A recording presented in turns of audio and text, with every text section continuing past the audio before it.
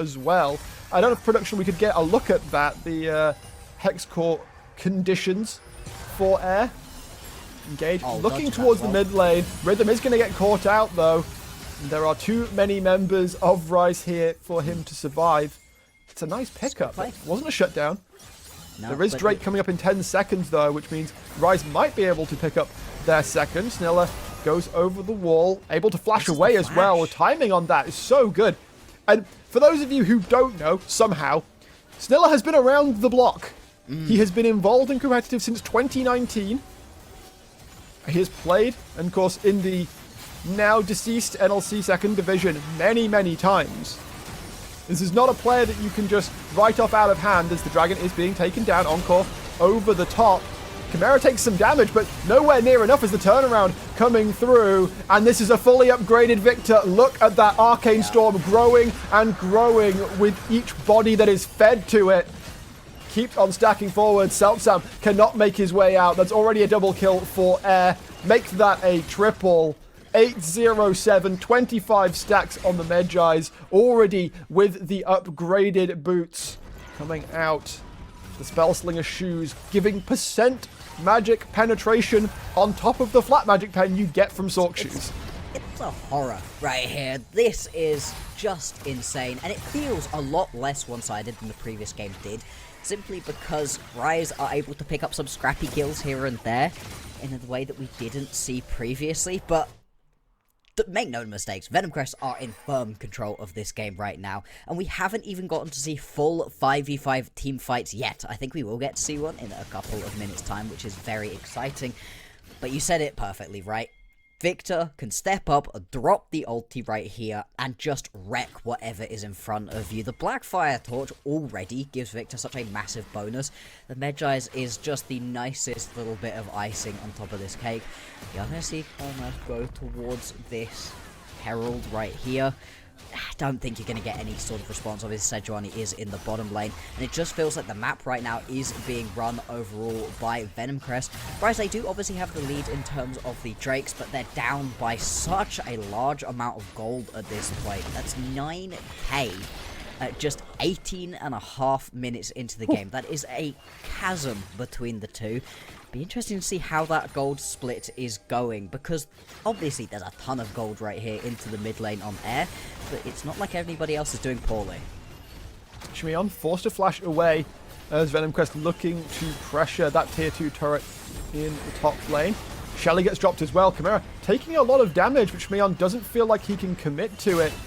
And Shelly will be able to do the dirty work for Venomcrest to secure that turret pickup. The rest of Venomcrest will look to get away. Seltsam should be able to land the stun onto Snilla, but will people be able to move swiftly enough? Cardinal is trying to get across, but movement speed too much. Venomcrest continue this display of dominance across the rift. Again, they look for Rhythm. They're not quite able to find it as the curtains have been called. More of a warning shot slash slap on the wrist. Don't mess with me, rather than expecting to get any real kills from it. And it is going to be up pretty soon. I mean, there are a couple big objectives that you maybe want to play around. You know, this odd thing called Atakan that maybe you would have wanted a curtain call for, but still not going to be the end of the world. And more importantly, surviving right there, because a lot of your damage right here, as Venomcrest sure is on the Victor, but also the Jhin is dealing a ton at the moment, especially because there are a lot of squishy champions that you can be aiming towards. Cardinal, Zapdos, both of them can get taken out. Bot lane. Damage being put down, but would it be enough to take down Air? He flashes away. Cardinal cannot find the ultimate onto him. Atacon can't be started just yet, but at the end of the day, Venomcrest can basically pick their poison as to when to take that. Yeah. As we saw in the last game, like 200 bandits. Did they take it on spawn? No, they had no need to. TP. As long as they're not overly careless with it. As I say that, Snilla does get caught, and the amount of CC that he is being faced with should result in his death. And saying that, he flashes out. Seltsam's going to try and chase. There's a Scooby getting melted down. Trying to get out here, but Air might just block him off. There is Seltsam able to pick up the kill. Curtains have been called. Scooby will drop down. They will be able to get away. It's 1 for 1. From the curtain call. how does Schniller turn that one around in a way that ends that in a 1v1 and his team's still going to be able to start up onto this Atakan buff? I mean, that is a crazy way to have played that one out, and it was fascinating, right? Because the second that you go over the wall right there as Schniller, Salsam jumps over the wall too, but that pulls your main tank away from the rest of the team, exposes you to being chunked out by the damage carries of Venom Crest who have now arrived, and in the end, sure, you get a pick onto the supports, but you lose a kill yourself and lose out onto this buff. It's going to be a ton of extra damage, and all of the erosion. Look at that. Remember, these blood petals give adaptive force and XP. And they start spawning all over the map. Well, I mean, they have been spawning all over the map this entire time, but specifically they will spawn more frequently. And all of those petals that got picked up by Venom Crest just then will provide another tangible increase to their damage output that was already pretty ludicrous. Yes, it's not like they were particularly hurting for damage at this point in the game, as we do also see another item completed right here onto air. Once again gets jumped, once again is going to be able to survive, and this could be a collapse right here onto the Sejuani. Yeah, the movement's decent, but Zeltsum should not be able to escape as Zathos steps up towards mid lane, immediately regrets that decision, I fear. Chimera looking for an angle forwards. I don't know if they want to commit too much onto Scooby. That said, this Leona only got the locket. So, is after a short while, after the Eclipse wears off, after the Aftershock wears off, yeah, it really is a simple matter of time until she turns to paper. And now, I mean, there is no contest that can be made across the rift. Look at mid lane, the tier 2 is dropping down. Cardinal defending that last piece of standing gold outside of Rise's base. But, I mean, 12,000 gold advantage at 23 minutes. That's insane. Venom Crest, even with this remade roster, this is a storied org across the NLC, across the 4 nations. They're looking to start off with just as glowing a review from their first match.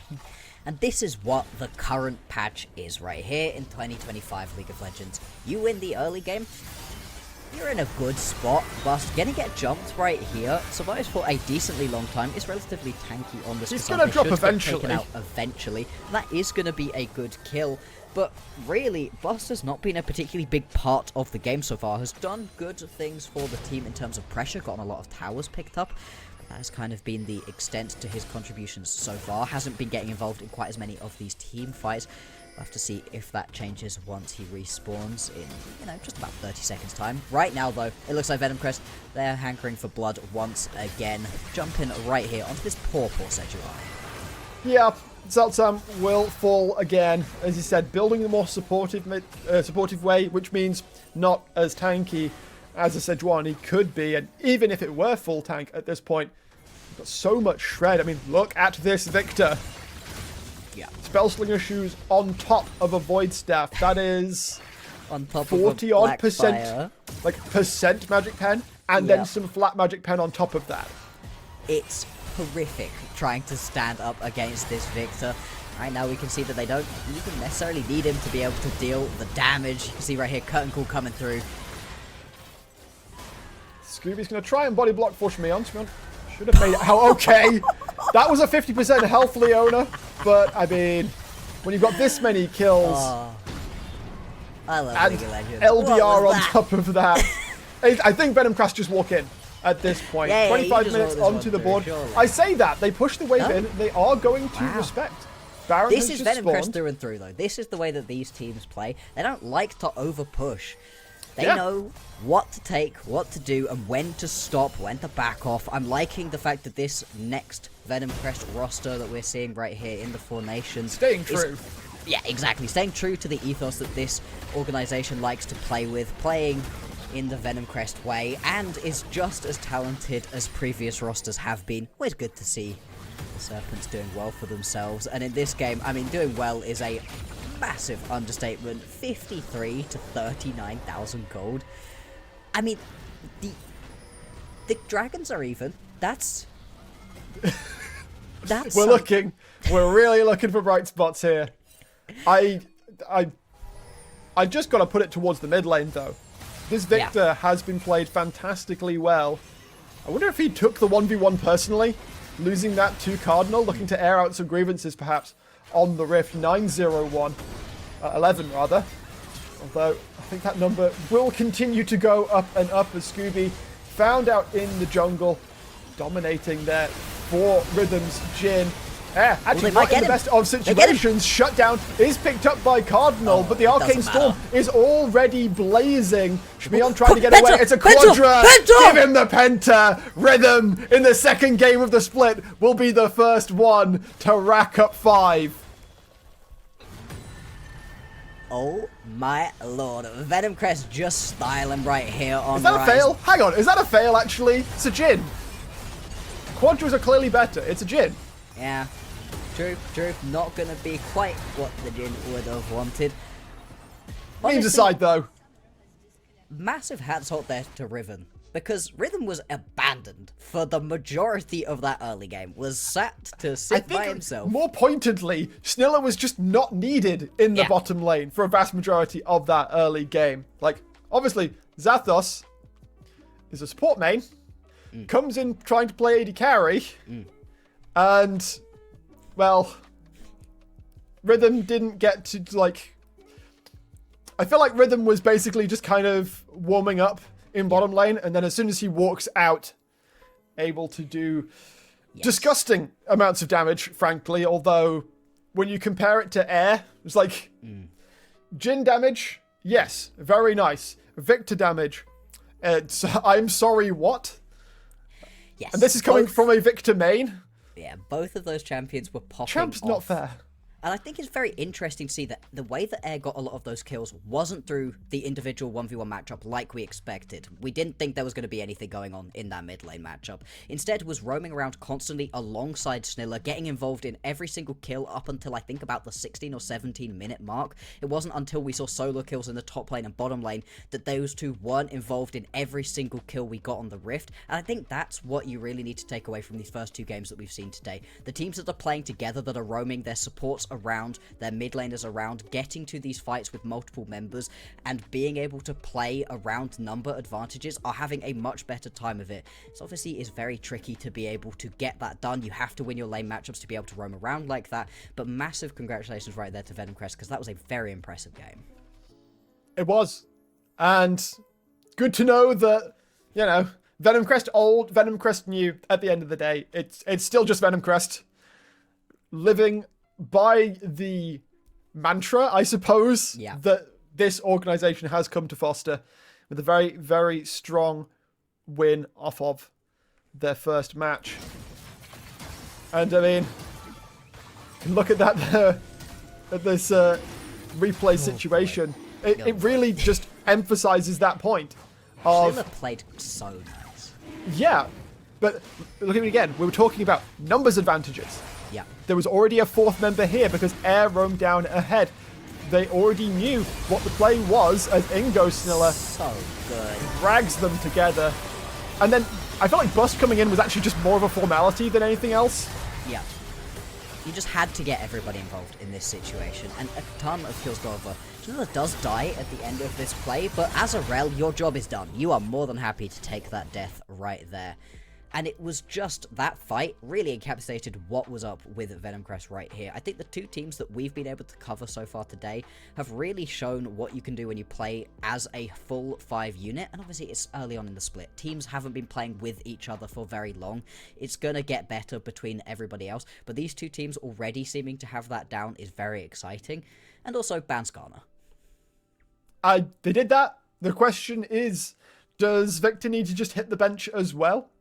I mean, Rise did some, well, I can harp on about it, but you saw that game too, right? Like, yes, indeed. And I mean, I think in a situation where this champion is not just like turbo focused, and like forced to wait until like 15-20 minutes before it even becomes a factor in the game, compared to what we just saw. Could be a very night and day sort of champion. Absolutely, and I think we're just going to have a look right here at what is easily the most exciting play that you're likely to see today. Pentakills are always awesome, and this one kind of starts out better, right? You're pretty happy as Rise 2 have been able to finally get that kill right here onto the Victor. Amazing. Air is now dead. Unfortunately, by this point, Rhythm has sort of caught up in terms of items and is just shredding through people. You can see, picks up that initial kill onto Scooby, and from that moment on is just rolling, and everything gets blown onto trying to kill this Victor, but the Chaos Storm goes down anyway, so you're still taking damage to that ever-expanding ultimate, and then you're able to pick up the rest of the kills. Just end things off right there. A gorgeous cherry on top to what was a very well-played game. Yeah, might be a little bit sad that the perfect game eluded him this time around, but if you want to talk about good deaths, setting up your AD carry for a pentakill, I'm sure you can get some, like, supportive points, or whatever you want to call it. Some brownie points acquired for aiding in that play. With that, those are our 2 games, at least, for the day, I believe, Max. So, that being said, we should be able to throw it across to a break. When we come back, we'll break down a little bit more of what happened in the game that we didn't see on screen before moving on to the 2 remaining matches here on the main UKL broadcast.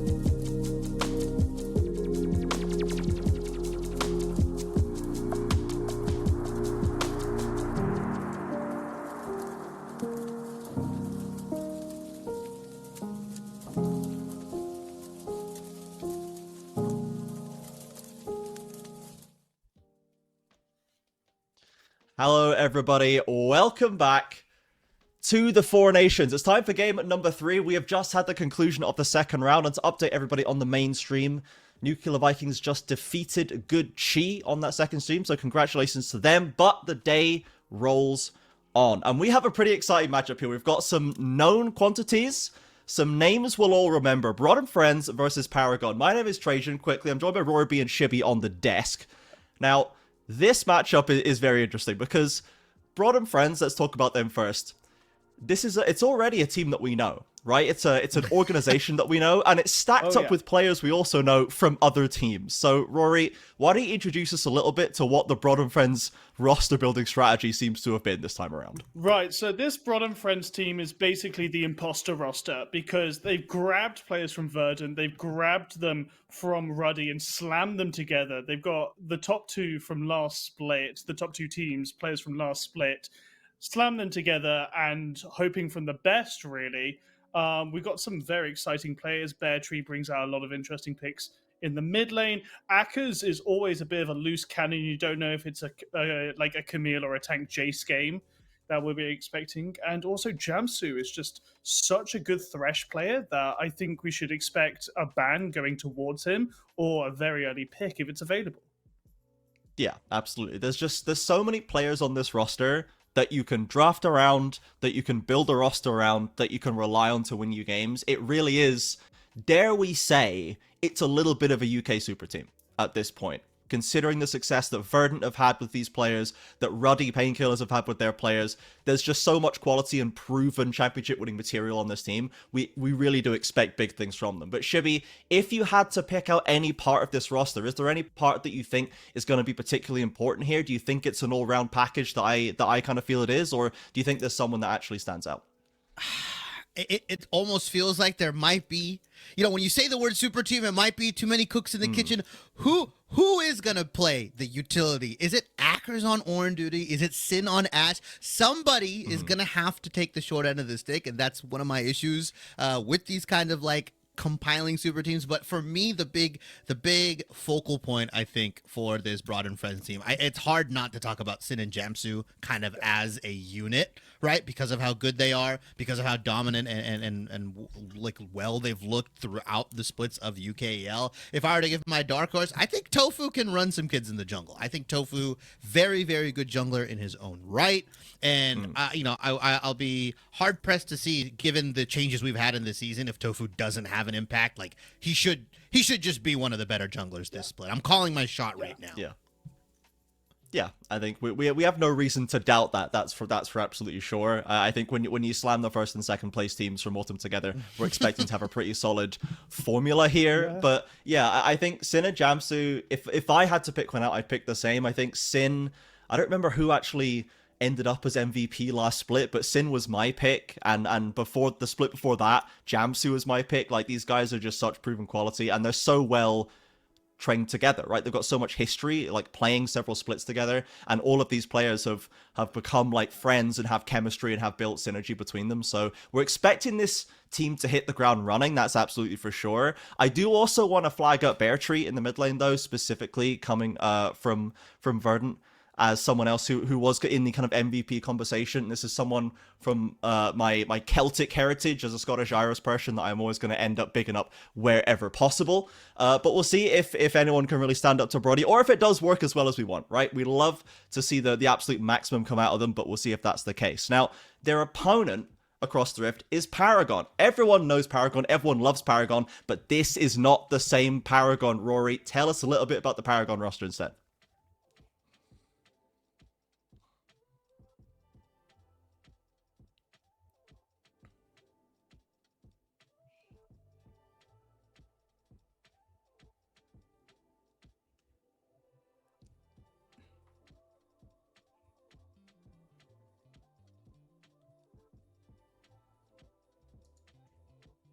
Do a little bit of stalking on their U.GG, and they were playing just ADCs. So either this is someone inspired by Kerberos and Dratus and players like that, or we're expecting unknown picks out of them in the top lane. That's for sure.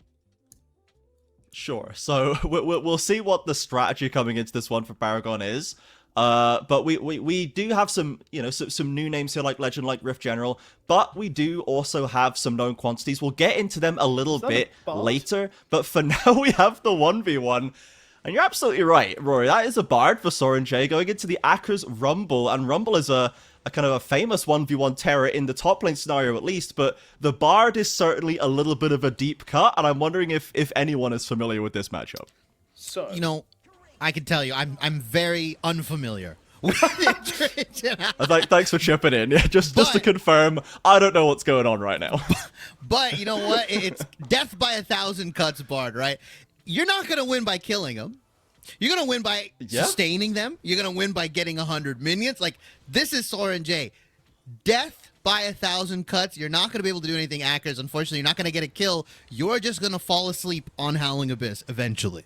But I think the main issue for Soren J is Bard's mana cost. You've already seen that he's used 3 of the Caretaker Shrines, already half of that mana already used up. And Akers has that Guardian Orb, which, it gives you great AP, but if you don't have any mana, will actually change into health regen instead. So Akers can stay in this game for a while. Ooh, that's getting a bit brutal on Soren J. Some summoners getting dropped already, and Soren's actually gone for the Guardian's Horn. He's not gone for any mana, not gone for any extra damage as well. It's all on this sustainability aspect where he gets health regen in the early stages, and we can see that from the use of the health relics, he's kind of almost trading evenly, but he's not in control of the wave, and Akers, as you said, doesn't have any mana cost to deal with. There is no backing on Howling Abyss, so if Soren J runs dry, he's just going to have to wait for it to tick back up.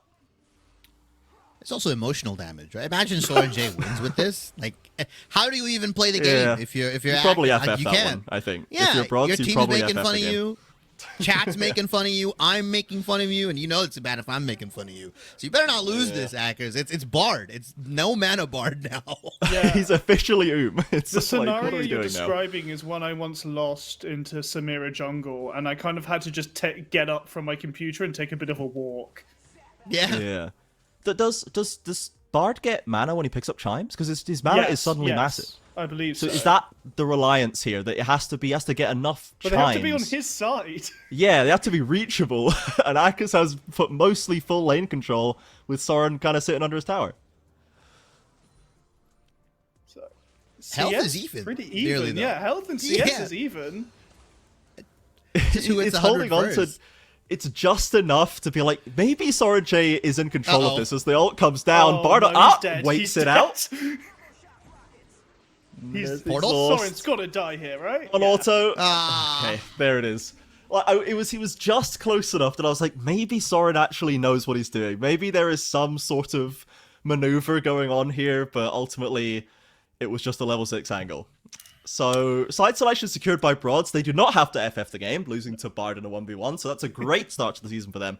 And the draft is coming up very, very shortly. But before we get into that quickly, Shibby, we do have a couple of these players on Paragon that people will remember. Players like Bartholdi and Fastleg. Do you want to just clue us in a little bit on these players just so we can anchor ourselves to something we understand on this Paragon roster? The legend of the Paragooners rise, right? You already know I'm one Don't call them crazy. that. Do not call them that. It took him Absolutely 3 fact. sentences to break that one out. Yep. Yeah, you already know I was gonna come in. I was a big Paragon fan. gonna come in Yeah, hot. I mean, I love the fact that we kind of bigged up Broad and their bottom lane. I think one of the players that we can see go toe to toe as an AD carry, as somebody that can carry the game. Fast leg, one of the ones that we've seen really have some explosive moments in the UKEL. I will also say Bartholdi, another great jungler within the league. I think UKL always has a plethora of jungle talent, and kind of the uniqueness to a lot of these guys is that they have these certain picks that they can break out despite the meta, despite what is, popular. They can always kind of come in and give you some random, in the case Zyra jungle when it wasn't meta, or they can give you, like, Wukong now is in meta. Some of these guys were playing Wukong before it wasn't even, when it was AP jungle meta, and they were winning. Poppy jungle, all this weird stuff, right? So I'm very excited to see this AD carry and jungle for Paragon, right? Bartholdi and Fastleg, players we know that can definitely get it done given the right conditions. And what better players to do it against than in Broad and Friends, who we think is one of the top 2 teams in the league. And it is certainly a jungle focus out of the bans. We can see the jungles are pretty pivotal right now. We've lost the Skarner, the Wukong, the Elise, the Pantheon counts, and mid laners on top of that. They know where the bread is buttered. The crazy thing is, I don't think that Elise ban was for jungle. I think it's because Fastlex has been practicing Elise support. Oh no, I've cooking seen it too hard with that cropping one. up more I and know. more on this patch. Yeah, you're actually correct. He's right, everybody. This is popping up, everybody. so It's dumb. not a meme. It's very dumb, to be clear, but it's playable. And the Varus first pick has been the choice instead. So Sin going on to the Varus. This is a classic pick for him. It could be on hit, could be lethality. It's just a very much a looking to be that ultimate late game carry, though. He tends to prefer the on hit for that reason, because Sin really thrives in that environment, but it gives him the flexibility. We'll see what the answer from Paragon is going to be as a Hui the first lock. And so again, still flexible between support, between mid. We're not really getting anything concrete from them just yet. Honestly, it could even be an APC. Yeah, If actually, you really yeah, want to I do think it's a decent answer to more a so than virus. support. Yeah. If you go into a range war, pretty much one of the only champions probably that can actually decently match range with a lethality Varus by standing all the way back with the lightning bolt. So Paragon, it is probably worth noting as well that I believe Paragon's founder and manager is mid laning for them this game. The Mac themselves stepping into the arena to wear the flag on their chest is just bold, and we'll have to watch that matchup as we go, especially into Bear Tree that we've already flagged as a bit of a threat. But we'll see what the pick is going to be to try and fix that matchup. The Jarvan has gone to the jungle, so a very classic jungle pick there. Broad and Friends now hovering the Aurora, so there's definitely still some power to be picked up from the tier list, and Syndra in fact is the choice.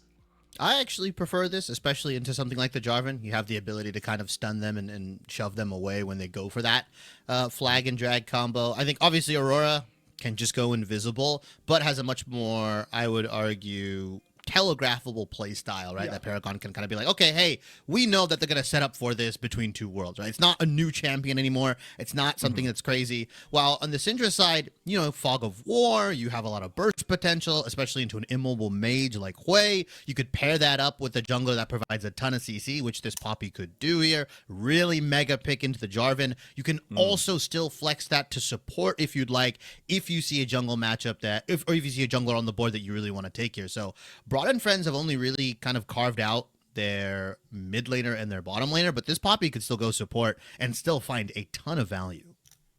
Xayah kind of surprises me here, because she's normally a champ you rely on like a 4-5 pick, especially if you've seen like a ton of engage from Broad and Friends. But right now you only really see the Poppy getting on top of you. Maybe it's just a prediction that Broad and Friends are going for a heavy engage with already a ton of damage locked in. But with Ashe still available, with Corki's not banned either, I'm surprised to not see either of those champs. Yeah, I'm worried about the Xayah just being unable to interact from a range perspective with the Varus and the Syndra as the game stretches on, and not having a lot of fun, being left behind potentially by the Jarvan. So we'll see if they want to actually to put the Hui down there to pair with it to give it some range. There wouldn't be a pairing we'd expect. The Xayah normally wants something with a bit of engage, a bit of setup for it to get that combo going. So we'll see what the Paragon idea is. They have obviously drawn out the Rakan ban with the R3 Xayah lock. Braum banned by the Paragon side, the Gnar taken away as well, so a little bit of an Akka special taken off the board into that top lane matchup with a Darius to match on the other side. So, Paragon, what's it going to be? Are we going to be blind picking top? Are we going to be slamming support? We're going to be taking top lane. You're banning Gnar, you're picking a tank. That's basically all you're telegraphing to everyone. Yeah. But the thing with Akkers now is that this is no longer your bog standard top laner who only plays tanks and kind of beefy bruises. As we saw in Autumn, the blossoming into a carry with Camille's and Fiora's and other damage threats at that top lane has fully, happened for Akkers at this point. So we can't rely on assuming a tank matchup to come through here. And if there is a pick that he feels like he can punish the on, I think the Akkers could take it to the bank there. The Renata is the pink for support, so it's a classic support pairing with the Varus. Not too much on the damage, but great supporting elements. Double range, it's pretty hard to deal with. And now we'll see what top or jungle is going to be. It could be a carry jungler here, and you might just flex the Poppy up to top lane. It has a pretty good time into the Ornn. It's basically ungankable. Yeah, no one's dying in that lane from either side. They'll be farming away and trying to be more useful. But That's It is an a carry, Akka's in champ. fact. Yeah, that's an It's Akka's an champ. Akka's trap. Yeah. Yes, it is button pressing, it's multi-dashing, it's skill expressing, it's Ambessa in the top side, so this is a relatively new one, and I'm sure our casters will have a great time covering our first UK Ambessa game. Now for Paragon, we need to lock support. What's the answer? We've made it to R5. How do we square this circle? How do we fix it? The R5 Braum is gone, right? They banned it themselves. Yeah. It's hard for me to see any like mega pick here. The Karma is nice, gives you a lot of move speed, allows you to control the lane a little bit more, right? With Champ's in a Zaya good spot Karma right now, I having think, as well. double range. Yeah, it's also just a very good champion. When I you- like that Broad and Friends kind of took the Ambessa while they have the Poppy. I don't know if this R5 was the move though. I don't know if this is the quintessential like yes, we've got Karma R5. Yeah. It doesn't have punch, but... I was going to say, when know. you think of iconic bot lane 2v2s, you don't think Zaya Zaya Karma Karma? is not No, one of the My first fave. to come Yeah. to mind. I can't- Varus Renata is a duo in itself. This is a thing people play for and draft around, and it seems like, I don't know, maybe the Karma is just, the choice is to go for a ranged option right now. We don't like any of the engages into the comp they're against, which I think is probably fair, into Syndra, Poppy, Renata. I don't like engages either, so I would have been fine maybe with like that's a just the Janna. best. I think that could have done a lot of work. But Janna is a very niche champion at the moment with a surprisingly high skill ceiling. So Yeah. filling in just You're a Karma Janna here player isn't or the you're worst. not. Really, it's no one. People don't tend to have like. It's not part of anyone's like wide pool. No. It's like No I one's have got a my pocket Janna. Yeah. Yeah, or they're either a secret main or it's it's very, they can put a lot of hours into it. So from the overall top to bottom, we can see that Broad and Friends, we've got decent kind of the frontline supporting element with the Syndra, Varus, Poppy, Renata is a very solid core right there. They've got good range depending on Syn's build. They've also got good DPS and they can kind of get stuck in these team fights if they need to. And then the Ambessa just throwing a massive wrench into Paragon's plans, diving everywhere and looking for the flanks potentially. So for Paragon, do we have an effective way to deal with Broad and Friends, I suppose? Because we've got the Jarvan Ornn engaged topside, we've got Hui kind of range backside, the Zaya at a shorter range. I guess it doesn't seem quite as cohesive to me, but Shibby, what do you think the path to victory is for Paragon here? How do we execute this comp to success? So I think Paragon team fight the most successfully if they're able to bait out key cooldowns early, or almost bait the Poppy and the Ambessa into them so they can shred. Because I think they're losing a 5v5 just because the Renata brings so much value here. So I think if they can almost make a pick or get hostile takeover out early, they can really take over later game team fights. I do like the non-committal engage that Paragon has with the Ornn, especially because we've seen the Varus and Syndra already locked in. That long-range Ornn Horn, I mean, we've seen it multiple times. Pick out an AD carry that's greeting for an extra wave in the mid lane, or pick out a Syndra that's maybe staying a little too long here. The Jarvan is a bit of a unfortunate pick for Paragon. Like, you've got to deal with Poppy, and if Poppy doesn't have steadfast presence, Syndra's going to be able to EQ shove you away. If that's not available, you've got Renata, who has a displacement. I mean, there's a ton of displacement on this team, so it feels very hard for Jarvan to kind of get his full combo off. It's it a really flash is going R to and be die moment. Yeah, it's flash R die. Hope my team can just pump a ton of damage into the crater, and hopefully somebody dies here, whether it's a flashless Syndra, a flashless Varus. But you have tools to remove those summoner spells for future fights, right? Paragon shouldn't be looking to win the immediate fight, but they should be looking to set up advantageous objective fights for them in the future, right? Hey, 3 minutes before Dragon, 2 minutes before Dragon, let's commit our Ornn ultimate onto Varus, onto Syndra. Let's force a flash out. That way, the next time we go for a team fight, they're flashless, they're much easier to kill, and with that extra speed boost that you're going to get from Karma, the maneuverability for both Hui and Zaya increases a lot, which is really good for them to dodge out a lot of these skill shots that Broad and Friends are going to be throwing out here. Sure. All right. So it seems like we've discerned some playable angles here for Paragon for sure.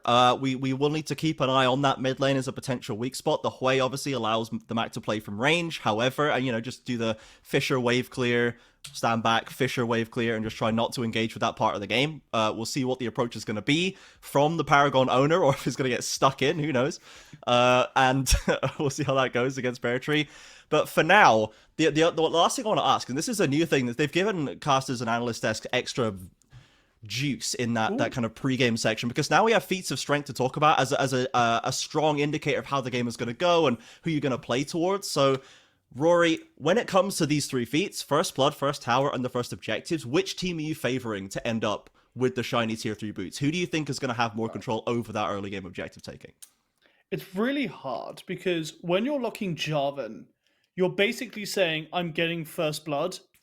I don't care if I'm trading the kit. Yeah. We're getting first blood. This is what you're picking this champion for. The level 3 ganks, or even the level 2 ganks if you're feeling very angry and need to get a bit of rage out. So I'm going to say Paragon should be getting first blood in a standard game. When it comes to objectives and tower taking, I'd say Broad and Friends have better tower taking just because Varus Renata can shred them a bit faster than the opponent's bot lane. Objective taking, that's no guessing where that's going, to be honest. That is so macro focused. The supports have their heads swiveled on.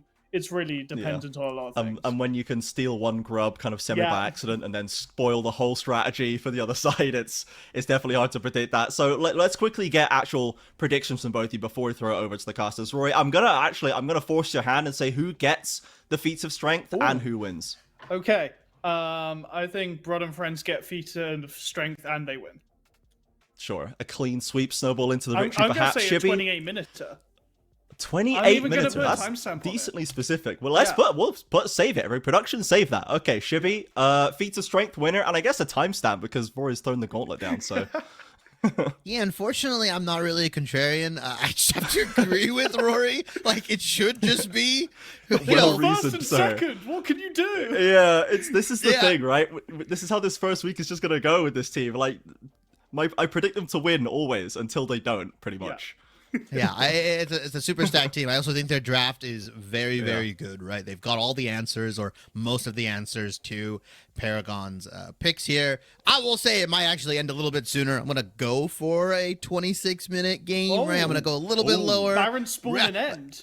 Daring today. It's going to be an instant Baron into an instant Baron take into, I mean, they're just going to die. Yeah, I know it's a little crazy, but I think it's going to be really tough for Paragon to get stuff done. They have to force the issue, and I don't know if they have the ability to do it simply because Poppy exists in the game, and when that champion is existing, a Jarvan is, all Poppy has to do is just match Jarvan, and like anything, any sort of first blood, any sort of early aggression, everything gets nullified out. Yeah. Okay, well, there you have it. We shall see if Broad and Friends can get the season started off right, or if this graduation era of Paragon can stop them in their tracks at the first hurdle. Let's pass it over to our casters for game number 3, Thousand Eyes and Rev. And welcome, everybody. Game number 3, just moments away from getting started. I am Thousand Eyes here with Rev. Rev, how are you feeling?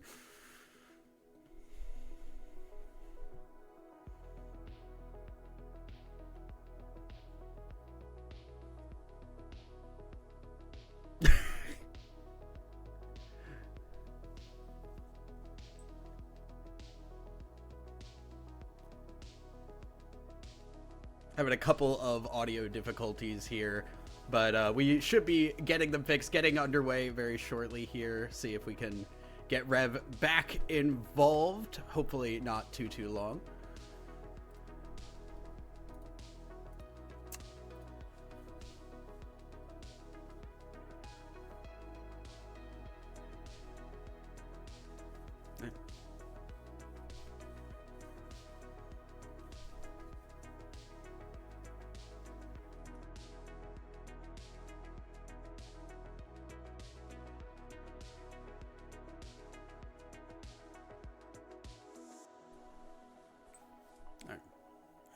So we are still working on getting Rev in, but we will get that figured out. So far today, 1 2 1 2. Are we here? Yay! I am here finally, and Okay, cool. As I was saying, I was ecstatic until I started with a worst possible way. But I haven't casted here in the UKL for way too long. Miss them guys.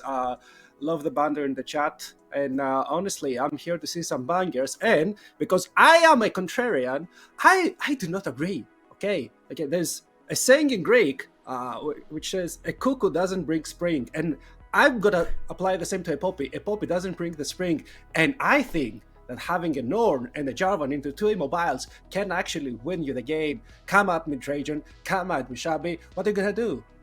What are you gonna do? Nothing. Yeah, well, we're gonna have to see. The Jarvan is going to be that vehicle for them to be able to get that early lead, see if they can start getting things going, but we are getting underway. Broad and Friends on the blue side, Paragon on the red, and teams are just going to fan out here. Yeah, let's see if we're gonna have some early shenanigans. There's a couple of pings from the Paragon squad, and a couple of screens now from Broad and Friends as well, as they will be, I think, invading into opposite sides of the map. And honestly, when that happens, it doesn't kind of feel disappointing. Like, it builds up, and there's nothing. Yeah, I mean, it's going to be both teams just walking ships in the night on the opposite sides of the map, so nothing too crazy here. It almost seems like Paragon were expecting the invade on the top side here. Will be some early vision for Broad and Friends on the bottom side here. Well, yeah, you don't really have too much to play with. Also, you don't want to go too deep as Broad and Friends. You do have the Poppy, but in order for her to actually pin someone to the wall, she has to sacrifice her early clear. She does love her Q spell. And on the other hand, Jamso as well could start with a handshake, a good grip shows that he's very serious in the game, but also you also want to play with the loyalty program over there, get some shielding done, and be able to poke your way into the lane, especially into a Karma lane. It's not the best thing for you to try and punish, as you will get punished. Yeah, and this is obviously part of Paragon's plan. They've gone for the lane swap. The Ornn, very capable of just sitting under that tower and surviving. And Bessa gonna have a little bit more of a rough time, and that's it seems now why they've gotten that Karma, just for that extra range to zone them off. Yeah, kind of weird, I'm not gonna lie to you. I think that they are putting a lot of respect on Bessa as a champion who is kind of weak in the early game. I don't think that Ornn has too much of a trouble, but Ornn is also one of the best champions to actually utilize the lane swap, so maybe they're trying to say, okay, we're gonna lose some resources, but Ornn mostly wants one item, a level, and the power of friendship, whereas your Ambessa needs a couple of items. She wants to play with Shilba, so she wants all those levels. She wants to get the Eclipse, she wants to get a bit more CDR, and then she can actually become a champion. So we want to play, because otherwise you are playing with a Karma into a Renata Glask, and that's possibly the worst matchup that a Renata Glask could wish for. Yeah, also Acker's playing very respectfully, knowing the Jarvan was nearby, not going to risk any kind of early dive. That first blood won't come through. And now comes the fun part, trying to farm against a Xayah and a Karma in the top side. Yeah, especially Karma, Inner Flare and plus Mantra. It's such an annoying spell to deal with when you're a melee champion. Unless you're playing versus me, because, I always miss those. I don't know, I think I'm just built different. And I was also promised a surprise, and we see the Paragon owner, the Mac, playing in the mid lane. And honestly, I'm excited. He's a good friend of mine, so, every opportunity to flame your friends is an opportunity I have to grasp. I will let you have that, because I do not know him. So I will let you take that one for yourself here. Is bot lane looking a little dicey here. Legend is getting shoved in the Poppy nearby, although I think it's a little difficult to dive that Ornn even in the early game, so should be a-okay. Mid lane is getting a little rough, and that's going to bring in Bartoli, who's going to look for the gank just to pressure here. Mac is way too low for that. Yeah, he might be Mac, but he has no cheese right now for him. And all that range advantage in the early game for this Syndra, spreading those dark spheres, making sure to poke out Hui. Hui also needs like an item and a half to start trolling. He wants a couple of levels on his Q spell to get that extra ability haste, be able to just clear the waves and become as much as uninteractive as the champion can be versus the rest of them. Whereas Sackers, he has farmed a little bit better, that Legend RX, but he's not having the grandest of times, as Balholdy has some spare time, and he's just staring him down. Yeah, does have to be a little careful. Wolfstone moving up for this. will back away and goes the safe way. Although now Tofu here as well. It is 3v3. Stun doesn't hit, but the Poppy stun will, and that's a lot of damage. Flash from Bartholdi, and that will be the flash gone for Paragon's jungler. Yeah, shall grade and you shall get banished. Wanted to pressure as much as he could. Didn't actually respect their own potential from Wolfstone. Thought that maybe he had just reset to go and match the reset from the Mac. But no, he had some extra time himself. And so he got away with a flash from Jarvan, which is a very, very important flash. Not because it carries so much play potential, but because with that you can actually coerce the enemy immobile carry flash. So I'm looking at Sin, I'm looking at Wolfstone. At any time, if you see a Jarvan running into you and flashing, you have to flash. You cannot risk dying from that flash build. Yeah, and as we see, Akers is going to clear out that wave. Is still up a bit in the CS department. Wolfstone has TP'd back to lane here and has taken a lot of damage. Mac is actually putting some pressure on now, and Wolfstone does have to be careful because there is a level 6 way on the other side of that lane. Yeah, you're getting closer and closer to the execute range. Sparlic Despair can deal so much damage, and not only damage but the slow as well, allowing you to connect with an extra spell, get that passive proc up. The passive will connect as well. So they are getting something back from that bad holy flash. Ooh. But Tofu is Turbo getting an extra flash there. Tofu getting another flash on Turbo. Will back away. Has a little bit of help. Bartoldi is here for this. But I don't know if they want to actually engage on this. It will just be to push away. Bot lanes have swapped back up to the top side here. So we're still playing slow, but we're definitely getting more people. Grubs also started by Mac. Yeah, kind of weird that he's there by his lonesome. Midwave has already bounced back, it's there in the middle, and his jungle doesn't show any signs of wanting to actually play for those grabs, so you're just leashing them for the enemy team. You now need to go the whole long way around back to the mid lane, of course. With Wolfstone not being there to pressure, you're not really losing anything that the enemy is gaining from the other side. But a very nice rotation from Broad and Friends. They did realize that, hey, the enemy team just really wants to play for those grabs. They want to switch the benefits of being from the red side and not go for those early drakes. And they answer in a very nice timing to go and contest it and claim it as well, together with the Fits of Strength, since I don't feel like any of those can be stolen away. Yeah, they get that first objective for Feat of Strength. Now maybe looking for the first blood. Not going to get it. Flash away from Wolfstone, who's going to put a little bit of damage back onto Mac. Another flash gone, this time lost by the blue side. Yep, some flashes now missing, and they are on a nice disconnect with Bartholdi's flash as well. I see it should be up in a minute and a half or so, and on that timing, especially with the Cataclysm, you are threading a lot. The analysts discussed the Poppy disengage so much, but you can't really disengage from a flash R. Oh, he stole the dragon, and now it is another objective going over to Broad and Friends. All of that just a leash for them to walk away. Just one away now from that objective bounty. Yeah, it just came, he saw, he conquered, thanks a lot. Second Feat of Strength, so easy for Broad and Friends, and although maybe I wasn't on the same page regarding the draft, Broad and Friends disregard all of my analyses, and they're like, no, we're just better. I just win. If you just play better, you win the game. Doesn't matter. I mean, they are very Gojo core right now. Now I'd win. And now it will only remains to see if they are lying as Gojo did, or if, they are him. They are just built different. Ooh.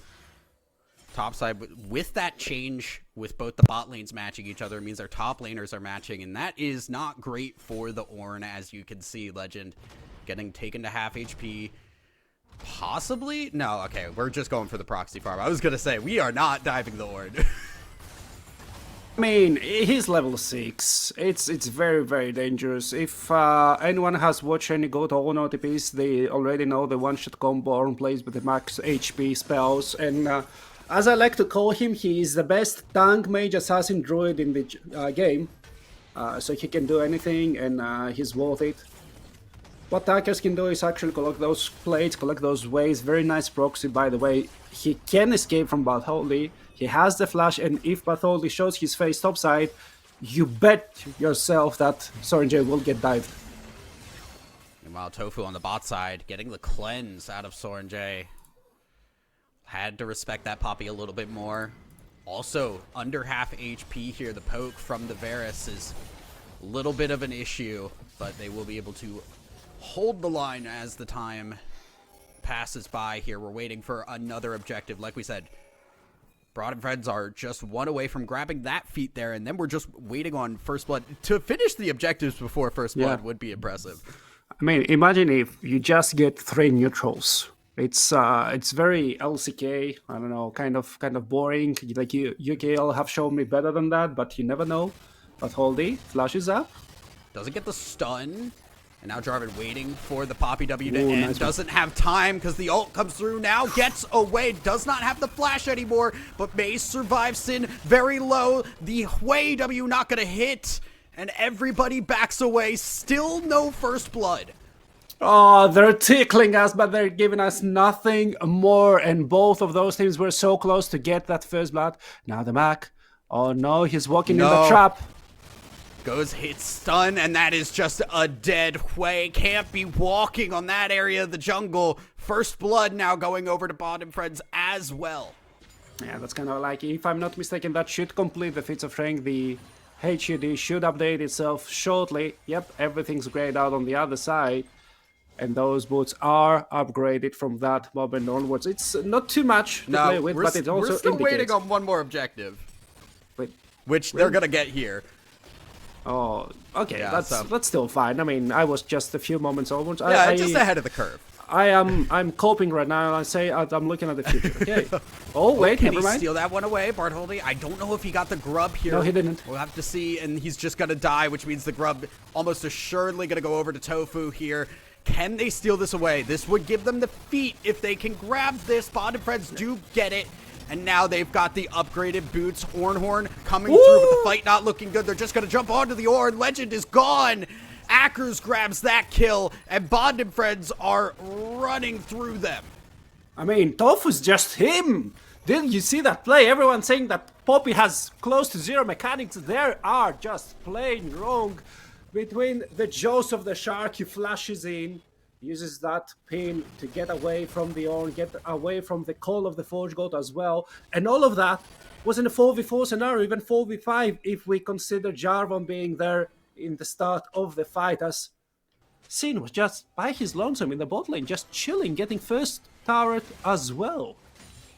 Oh, that is so unfortunate. Pretty much everything you could imagine going wrong now. And Broad and Friends with not only the feats, but they have that 3k gold advantage as well as the second dragon is spawning.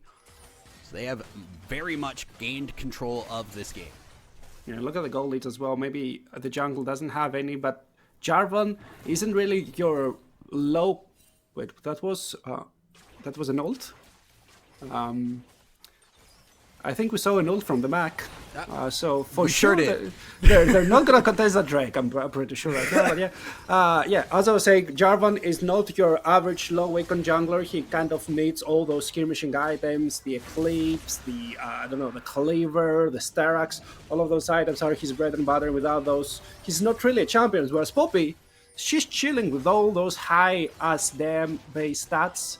And was that the solo kill? Oh no, okay, but. She's chilling there. She can go supportive items as well. She can go tank items. She can do whatever the shit damn pleases. Yeah, she will be right now looking at trying to dive this way, and I don't know if there's a way out of this one. Ooh. Good fear from the Mac stops the stun, but there is not enough health to stay under that tower. Mac will go down, and another kill for Broad and Friends. Yeah, if there's a way, they will find it. And they execute the enemy mid laner under his own tower. 3 more plays going under the belt. We're still before the 14-minute mark. I was actually impressed to see that. And they're getting so much gold in their pocket. 3k, the gold lead, plus 2 Drakes. That's something that you can really count.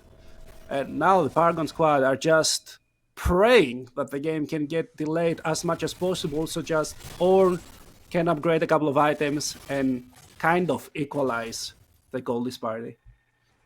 Yeah, we also do have the Otacon spawning on the top side here. I do believe it is going to be the Ruinous Otacon with the flower in the middle.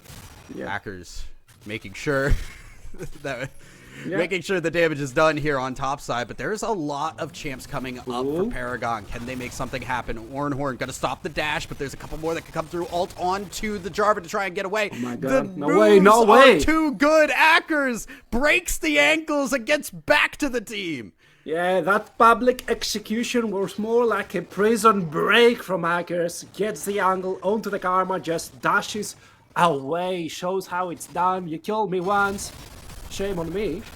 Oh, mid lane, a little bit of fight, and the Renata ult gonna cause a problem. Both those bot laners going down. Broad and Friends still just in control of this game, getting another tower as well. It is starting to fall apart for Paragon.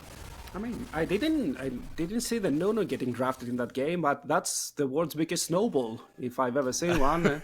It's already close to 5k, we're still before the 20-minute mark. The Atakan is still not even close to spawning. We're still gonna see a third Drake, quite possibly going in Broad and Friends buff zone, if nothing goes completely awry. And I'm trying to find the copy angle. Okay, I'm looking for my supply to arrive from overseas, and honestly, I'm looking at the tag. It's not coming home, is it? Yeah, it's not looking good for Paragon. I mean, they still have their Ornhorn for engage, but like they have not been able to find those answers right now, and not looking like that's gonna go any better. TP coming in from Mac to try and make sure this dive does not happen. Will keep Legend alive, but at what cost? Stun is also going to hit, and Mac's going to lose half HP. Maybe has to still be a little careful here. I mean, nah, not really. I don't think they. Oh wait, maybe Sin has to. Engage doesn't hit the EQ, and Sin able to stay alive for a while. Takes the my Jarvan God. down, takes down the Xayah as well. Sin on a rampage, triple kill for the Varus. I mean, they have sinned, and sin does not forgive. You wanna dive him, you gotta go through his HP bar, not even once, but twice, and the Mac also dies. That Spiraling Despair is more the name of the game for Paragon as Broad and Friends. I mean, they've brought more than their friends, they're getting their enemies down as well. Yeah, Broad and Friends having a grand old time right now, as Rift Herald will be taken as well. They're winning on kills, they're winning on objectives, they're winning on towers. Things are just going to plan for them. Yep, everything goes the right way for Broad and Friends. Not sure. I'm still, I'm trying to always find the. You gotta have hope, right? Yeah, Like, the comeback angle. You know, full hope dies Yeah. last and all that. I'm trying to find that comeback angle. And you have some good engage, okay?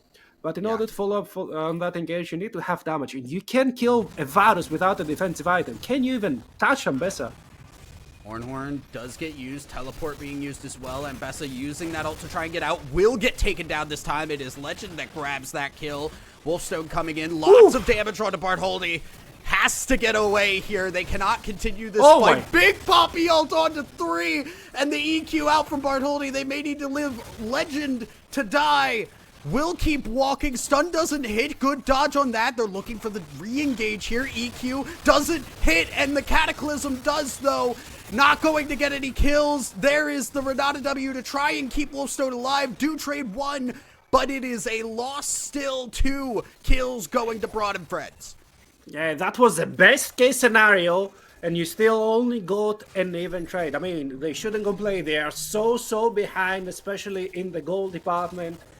But you're still losing more on the map. Varus still in the mid lane, pushing out the map, getting that mid lane tier 2 as well. The Drake has spawned, you don't have a jungler, and Tofu is still there, looking very happy to just go and get the soul point very early on for Broad and Friends.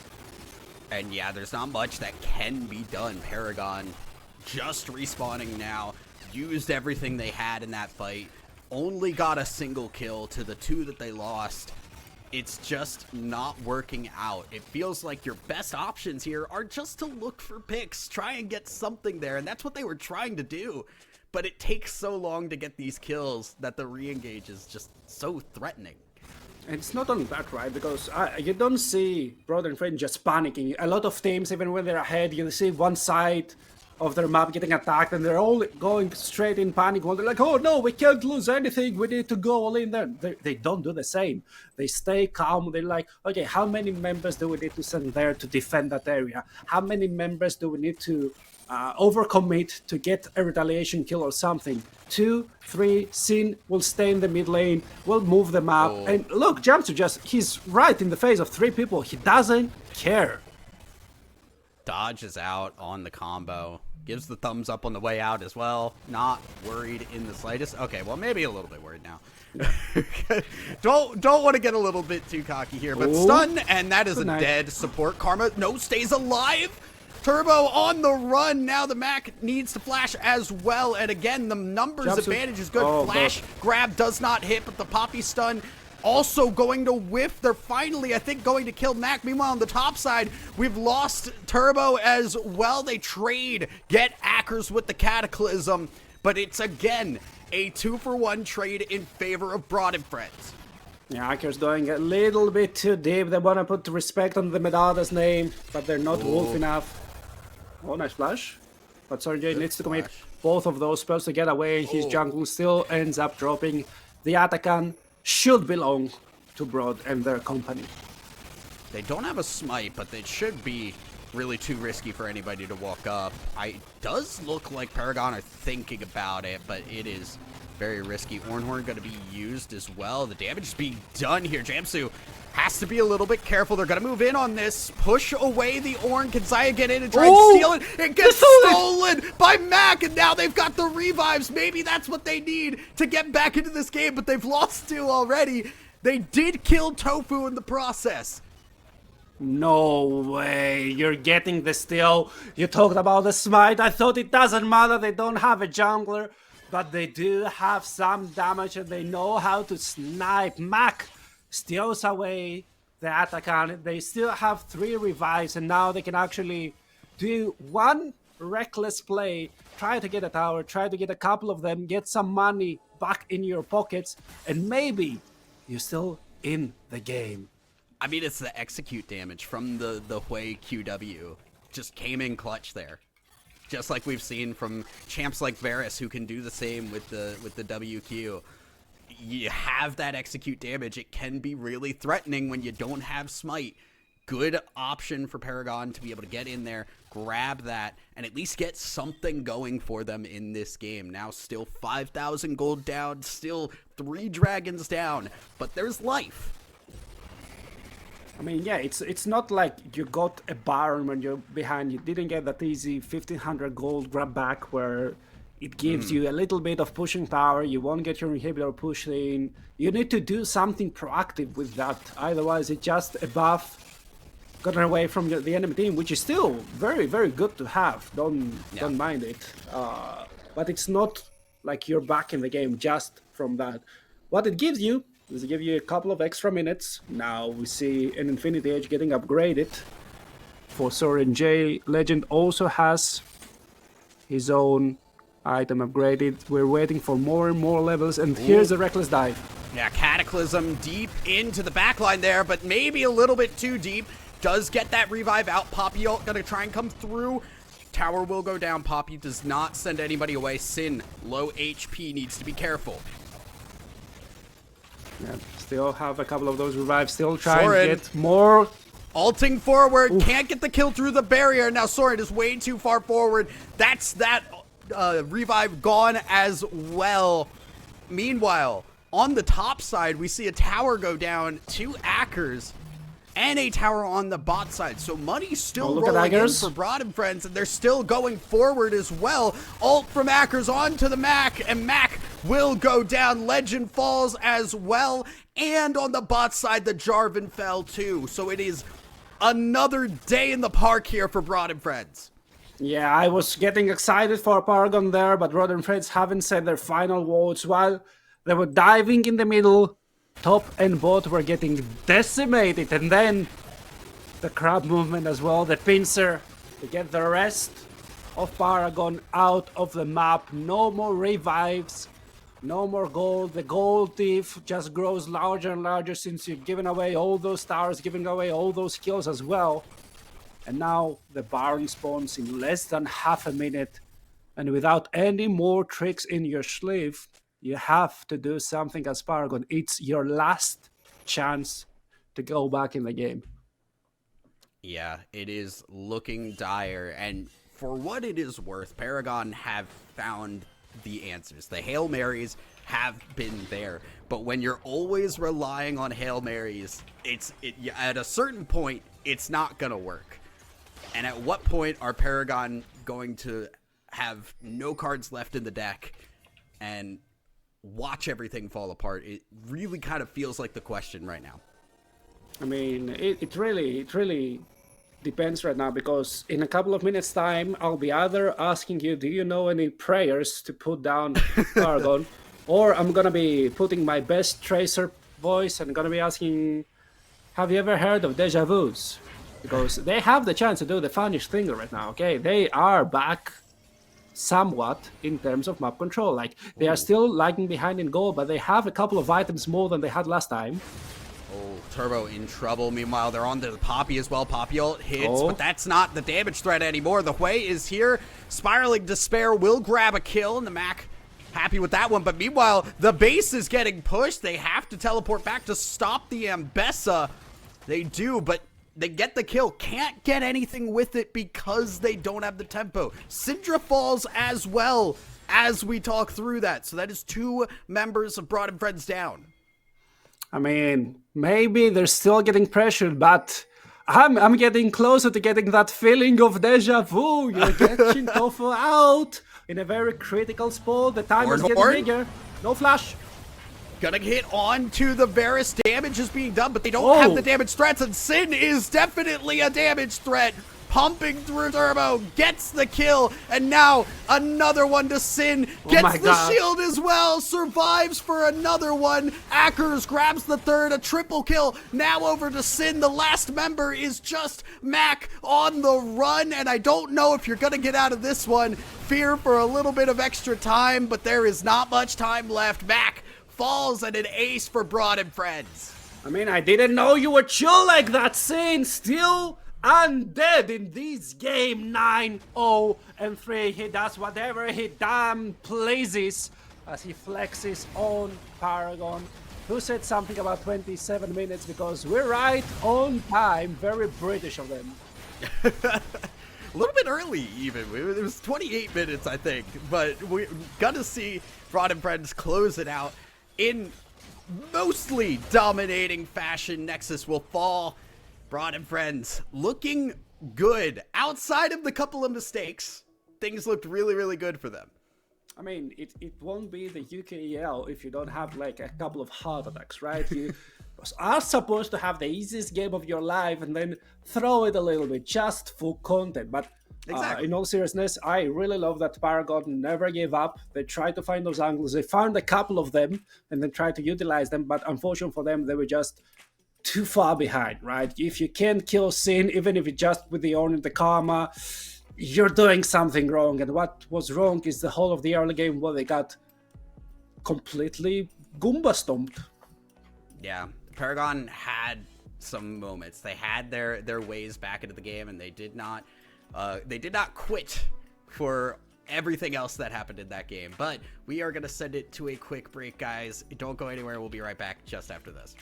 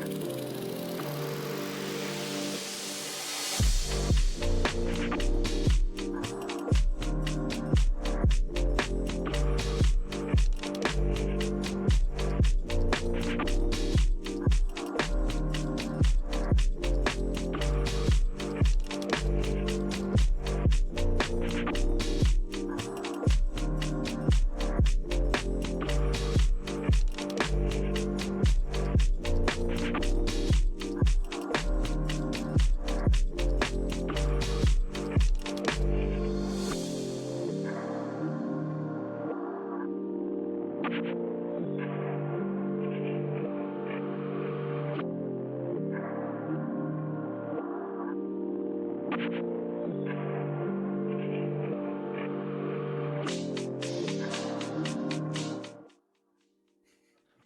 back to the Analyst Desk, everybody. A pretty swift victory for Broad Friends, taking it over Paragon, asserting their dominance. The super team looking pretty darn super, if I do say so myself. It was pretty good across the board. Now, we know that Paragon did have a slightly reduced roster, obviously Mac filling in the sub, but, you know, we'll get into it later on, but certainly was carried his weight for a lot of that game. So it's certainly nothing to be ashamed of, for sure. For the owner of Paragon, served his country and his team very well on this day. So Thank you. Thank you for your service, the Mac. Okay, 07's in the chat. Right, let's break this one down, because the early game needed to be pretty solid, as you said, Rory, for Paragon. They had the Jarvan. They were meant to be getting first bloods and getting stuck in. However, it did not seem to work out that way. No, it didn't. Now, we've been seeing a lot of lane swaps in, especially pro play. It's been creeping into solo queue as well. Stay away from that. In pro play, because you're trying to leverage your early tower damage to get early plates, get first tower, and also dive on the fourth wave in order to get your first blood. Now, Paragon really mess up their lane swaps because Fastlegged isn't in the right position to zone Akers off experience. So he hits level 2 way earlier than Paragon are expecting. They're not able to dive anymore. On the other side, Sin and Jamsu know exactly what they're doing and are able to just force Legend away because Ornn doesn't have that much range. So he can't farm anything, and he just kind of got put in the dirt when you compare the Ornn to the Ambessa. Yeah, Akers was able to kind of not necessarily steamroll the game. Like, it had a free reign in the lane, but it was not a massive Akers carry performance for most of it. But certainly the pressure was not put on the Ambessa that game, that's for sure. A lot more of the excitement was actually going on around the mid and bottom lanes through most of that game. And we did see... I think the Mac held his own pretty well in the lane, but there was a lot of pressure put on his head. There were a lot of ganks, a lot of rotation. He was caught on the rotation once or twice and struggled a little bit in the end. But ultimately, we ended up with Paragon falling a little bit behind. They were a few thousand gold behind, maybe 5,000 gold behind, around that 21 minute mark when the Atakan spawned. We had a voracious Atakan in this game, and the team showed up to get stuck in around it. Now, Shibby, why don't you tell us how that worked out? Because we had an idea of how that was going to work out, but it didn't quite go that way. I had an inkling, but I think as teams kind of get more used to fighting around the Otacon objective, you know, new walls, new ways to die, new ways to lose objectives. There's a lot of awkward stuff happening there, unfortunately, and through one way or another, Paragon actually ended up stealing the Otacon, which, you know, it's not a respawnable objective. You kind of get some more permanent buffs through the game. One of the big buffs that you do get that lasts for a couple of minutes is that kind of, you know, Akshan style Guardian Angel, where you die, you go into stasis, then you respawn back into your base. There's a lot of things you can do with that specific mechanic. And we saw Paragon kind of like, you know, when you put on a fresh set of clothes, a new suit, you're like, well, I look very good. I can go to the club now. I can go and, you know, feeling great. maybe I can go pick up a friend or two. Maybe I can take someone back. But then you go and you're like, wait a minute, I still have no Riz. I'm still Rizless. Yeah. Wait, I have a new suit. And that's kind of what happened with Paragon. They just barreled down into mid lane. They're like, all right, we've got this new buff on top of us. Let's get some gold onto the map. Let's drop tier 2 in the bottom lane. Let's drop tier 2 in the top side. That's like 1,600 gold gone. But you know what? We got mid lane tier 1, and we got our new suit all dirty. And in reality, unfortunately, you still went home alone. And that's what happened to Paragon, unfortunately. So the Paragon game more or less summed up as fitted up but Rizless, sadly. Is what I'm going to put in my notes for Suited Paragon's but game not 1. booted. Not booted at all. They were literally new drip, not booted. no Riz. New drip, no feet, Riz. no boots for them. It's so, a fresh fedora style, right? Yeah, So it does, like, the Ayakan buff does give you avenues to try and mount a comeback, and they attempted to use it in that way, but sadly, as you say, did go home empty-handed after that. Now, the one factor that I think people watching that game probably sticks with all of us coming away from that again is it's just Sin. It's just Sin on Varus. Yeah. It's Sin on AD carry, and the guy, Rory, the guy's just too good, man. I don't know how we're supposed to deal with this. That micro was so good. When he was getting dove under his tier 1 tower, like, yeah, Bartoli did miss the EQ combo on the Jarvan, but even still, Sin was still able to micro, dodging out everything so well, and you just see him and Jamsu being an incredibly powerful 2v2. Yeah, and you see him in the last fight of the game as well, dodging the Ornn knock-up, and then he's also, like, auto space gliding around the fight, dodges the Hui more, dodges everything. It's crazy when you see this guy with a couple items under his belt and a gold lead in his pocket. Sin is just still pretty unmatched right now, so great to see he's still coming off the starting block hot, because that's what we want to see. And Broad and Friends putting up a very strong first win of the season. Sadly, Paragon will have to wait for that one, but we'll see if any of their fortunes change with the full roster in tow. But as we said at the start, there were some good things to match take away. Much love for stepping in, and props for the steal. The steal of the Atacon certainly woke everyone up, I think, that's for sure. So, game number 4, last game of the night. Everybody, we do have Belfast Storm versus Eversio. And now, Belfast Storm, we'll all know and love. We've seen them before. We know this team. We know this org. We know some of their players as well. But Eversio is our fresh new Maltese addition, an all Maltese roster, and people tend to forget, honestly, that Malta's part of the NLC, because it is kind of a way down on the map, somewhat displaced from the rest of us. But I, for one, am very excited to have them with us here today. The roster: Igloss, Drakur, Bricken, Starforger, and Awaken. We don't really know much about these guys, but we do know that we want to get to know them. You know what I mean? We want to see what they can do on the Rift. We want to see if Starforger's going to pick ASOL bot lane, I suppose. I've heard good things. Yeah, we've heard good things about the ASOL. We'll see if it's ready to come out. But ultimately, this is a bit of a mystery box, and we'll see what they can show us on the Rift here today. So, Shibby, I guess, when we look at Belfast Storm instead, we can speak a little bit more about these people. Synapse, Dunlosi, Limsey, we've met these players before. Protection and Sundax, unknown down in the bot lane. We'll see what they can show us here today. But why don't you tell us a little bit about what we do know from Belfast Storm? Specifically, you know, we all know Dunlosi. We know this guy in the jungle. You've been speaking about the junglers today.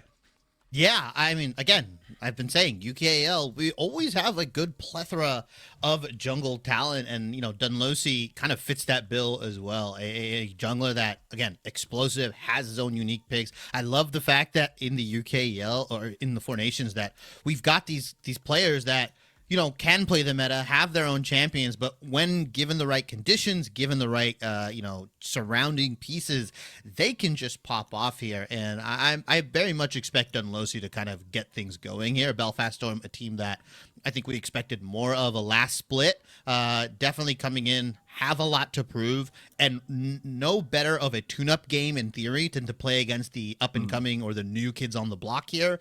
You mentioned not many people are familiar with the Maltese and all this stuff. Hey, they've got some really good rabbit stew, so maybe they'll make rabbit stew out of Belfast Storm. Yeah, they've got some good food, man. Maltese food hits. I'm gonna get a lot of Maltese fans today.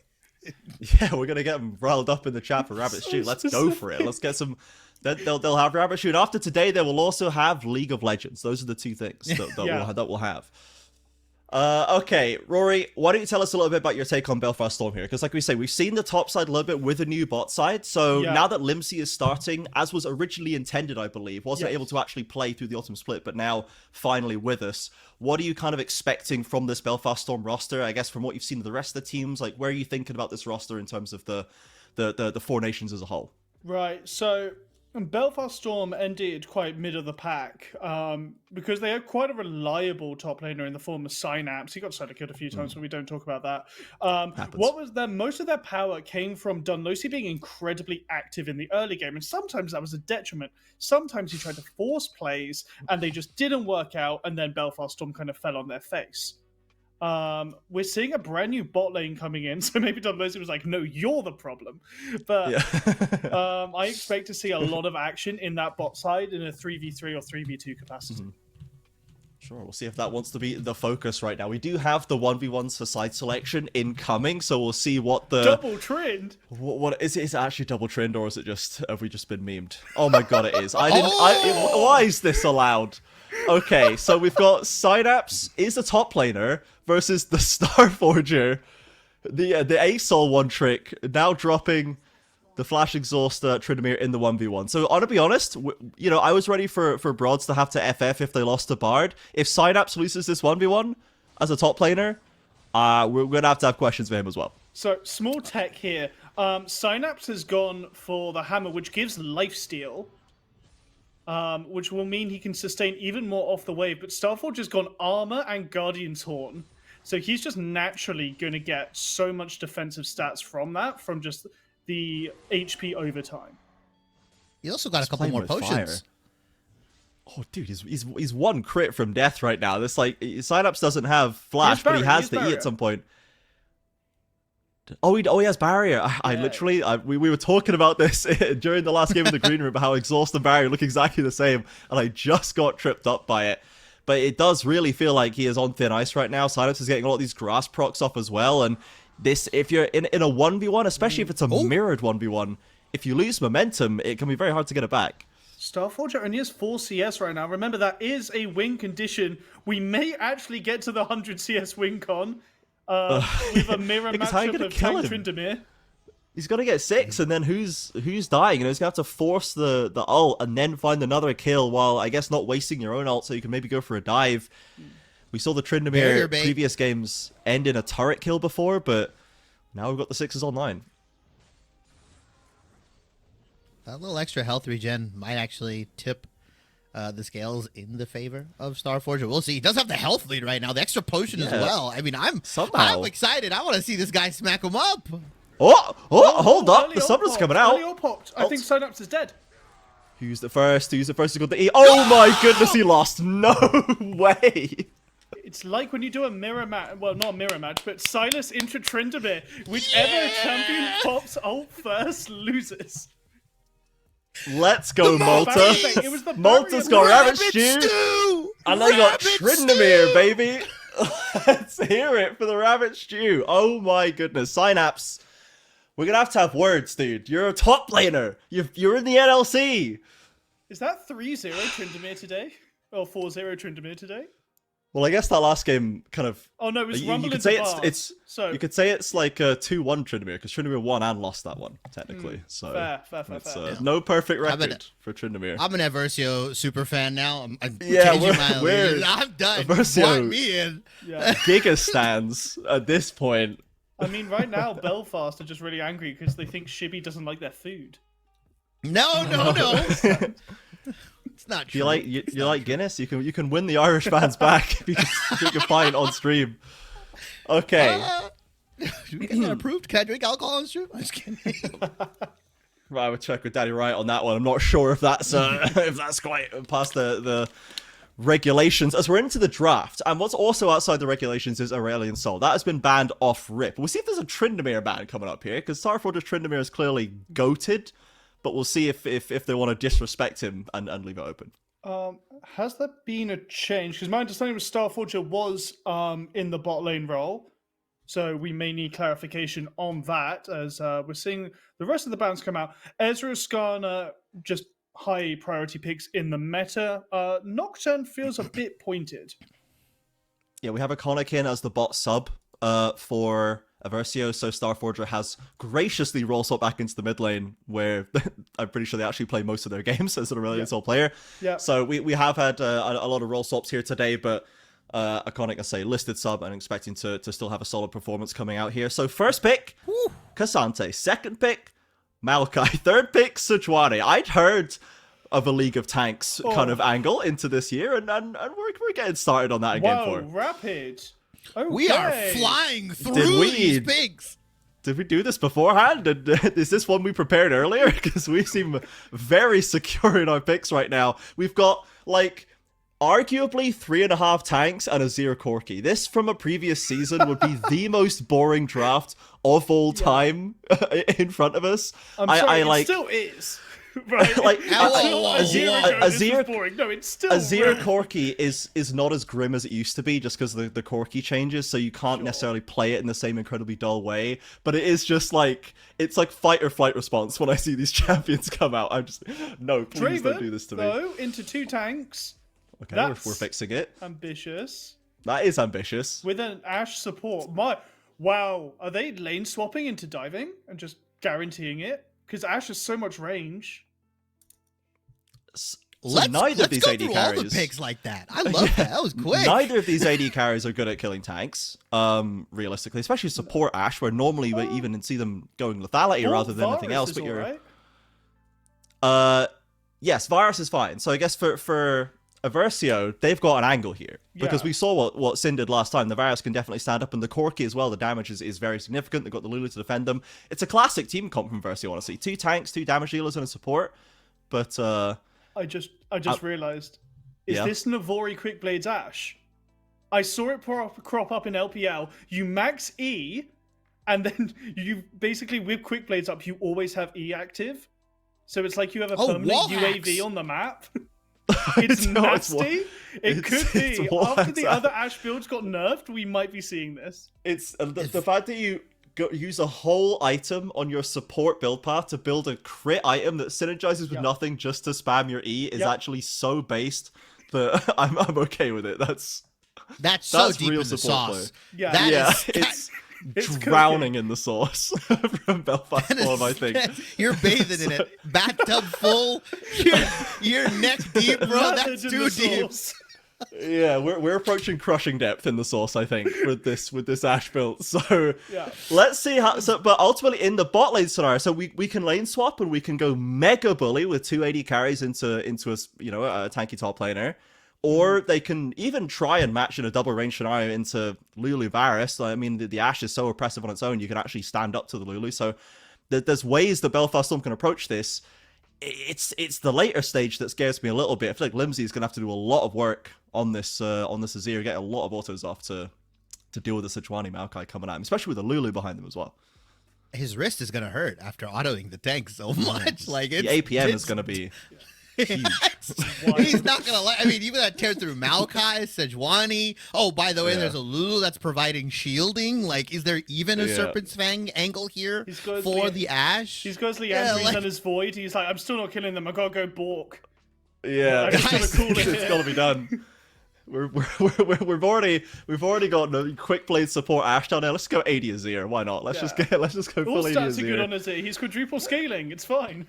It's fine. It's legitimate. We'll go jack of all trades, whatever that rune is called. 10 unique stats. It Massive. is funny because we do see like a lot of like quirky, interesting champions here, but Everosio have just reverted to Monkey. It's a double AD carry composition at its base, right? This is traditional League of Legends, yeah. Yeah, this is high scaling.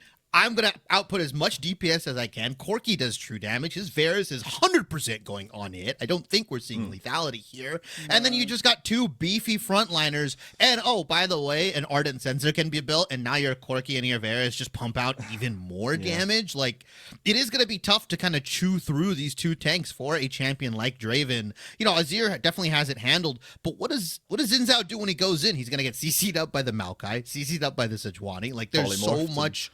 Yeah, polymorph, like Chain of Corruptions, and you're just dead, right? And the peel that Maokai has for his team, like, I know I sound like the Everosio super fan because I am. You've converted me 5 minutes ago. I love this comp. It's good. Yeah. Okay, so we've got Shibby loves the comp. He's drowning in the rabbit stew, and Belfast Storm are drowning in the sauce. Rory, very quickly before we go casters, give me a prediction. Who do you think's taking it? I actually think Aversio is taking it. Give me the Maltese. Okay, give me the Maltese. It's all Malta support on the desk. Let's pass it over to the casters and see what their actions can tell us on the Rift. Let's back it over to 1000 Eyes and Rev. Well, we have a draft. One of the drafts of all time between these 2 teams, Belfast Storm and Everosio. I have 1000 Eyes. That is Rev once again, and should be getting underway shortly. Rev, what are your thoughts right now? I mean, I think I couldn't have stated it better myself. It's one of the drafts of all time, but honestly, I am getting disappointed with our analysts from the other side of the Atlantic, because who in the right mind gets excited over a Lulu draft? Who in the right mind gets excited over Ardent? I like Lulu. Why? She's I so like playing uninteractive in enchanters, pro my bad. play. I mean, if we play get enchanters. devolved back into Ardent meta, I don't know. I'll start playing Fortnite or some weird things, but yeah. On the other side, I really love the adaptation. The Ash over there, it's a tad out of meta right now, but you have to fight fire with fire, right? And Yeah. if you do believe that you're the best team, you have to go in. Yeah, well, we will have to see game getting started here. And we'll see here what exactly we're going to get from the Ashe, what exactly we're going to get in terms of our lane situation, because we were expecting a lane swap here. Right now, looks like just a fan out here. It might just be standard lanes. Okay, you know what? Hot take. You don't really lane swap, okay? Because when you're playing a Varus Lulu versus the Draven Ash, you see a cheeky cleanse being there, and you don't really have anything that can be cleansed, maybe by the polymorph, but you're not really using polymorph in the level 1-2 trade. You're mostly using the shield and maybe amping up your own carry. So you do play that 2v2 in the bot lane, maybe with the jungler help as well. Because if you do lane swap, Maokai is fine in a lane swap scenario, but so is the Cassandre. You're not really gaining anything there.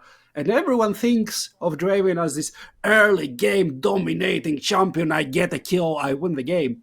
But the way I look at it, the most broken part of his kit is the execute part of his ultimate. And if he stacks, I don't know, let's say 800 stacks, 600 stacks, and suddenly your marksman has 1600 HP, you get poked out a little bit, you get Whirling Death, and Draven collects a 2k gold grab back, you're done. And by lane swapping onto them, you're just giving the easiest way for Draven to collect all those stacks.